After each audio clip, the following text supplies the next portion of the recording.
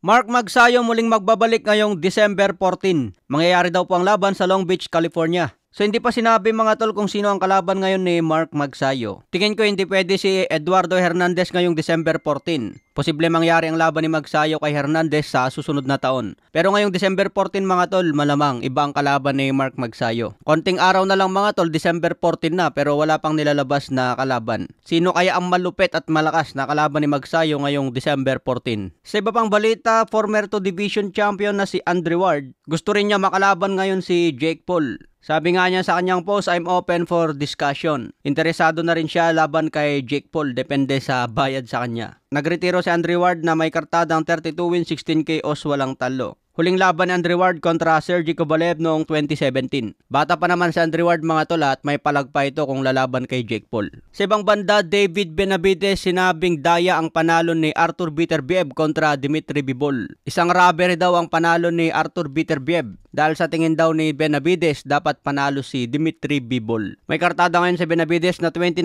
wins, 24 KOs, walang talo. May paparating na laban ngayong February 1, 2025. Makakalaban niya si David Morel na malupit din. Undercard dyan si Brandon Figueroa versus Stephen Polton at Isaac Pitbull Cruz versus Angel Ferro. Abangan natin kung kaya ni David Benavides tapusin sa knockout. Wag lang masilat si David Benavides dahil siguradong kantyaw ang abutin. Sa ibang banda naman, General Casimero pinag-uusapan na naman sa Japan dahil lang sa pabirong sinabi ni Cuadro Alas na magre-retiro na kung hindi lalabanan si The Monster na Oya Inoue. Ganon kalakas ang pagpo-post ni Jason Casimero. Nag-post lang ng simple na magre-retiro na kung hindi labanan si Naoya Inoue. Binalita na rin ito sa Japan News. Ibang klase talaga ang Cuadro Alas. Kahit yung mga pabirong pinopost na lang ngayon, pinapatulan na ng mga writer sa Japan. Talagang nakuha na ni General Casimero ang atensyon ng mga Japanese. Sa iba pang balita, Gervonta Davis versus Lamont Roach, na-postpone na naman po ang laban. Dapat ngayong December 14 na ang bakbakan pero naurong na naman ito sa March 1.